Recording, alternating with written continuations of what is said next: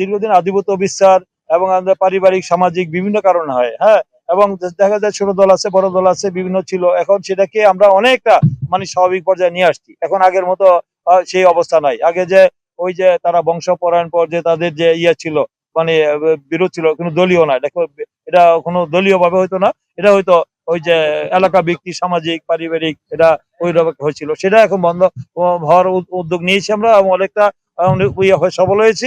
এখন আগের আর অবস্থা নেই। এখন তো সমস্ত কিছু আমরা স্বচ্ছ, ট্রান্সপারেন্ট।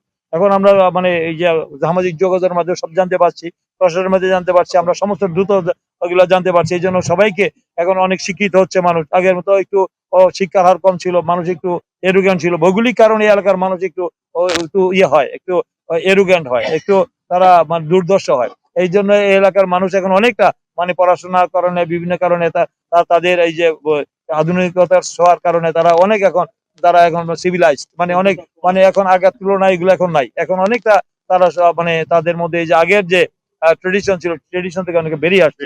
তাই আমার মনে হয় যে এগুলা এখন আর হবে না। এখন আমরাও মনিটর করছি এবং নিরপেক্ষভাবে করছি।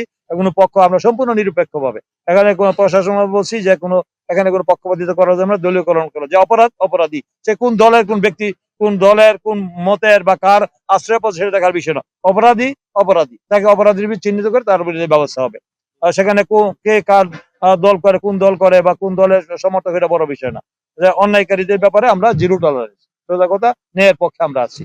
জনগণের কল্যাণে কাজ করবো। জনগণ যেন তারা ন্যায় বিচার থেকে বঞ্চিত না হয়, তারা যেন ন্যায় বিচার পায়, এই ব্যাপারে আমরা কাজ করছি। ঠিক আছে, এক অবস্থা নিব, যেই দলেরই হোক, যেই পক্ষেরই হোক, যারা অবৈধভাবে কোনো দেশীয় অস্ত্র বা মারণাস্ত্র বা কোনো আগ্নেয়াস্ত্র তারা যদি ব্যবহার করে, তাদের পাওয়া যায়, তাদের বিরুদ্ধে কঠোর ব্যবস্থা নেওয়া হবে। এই ব্যাপারে বলা হয়েছে যে আমরা শান্তি চাই।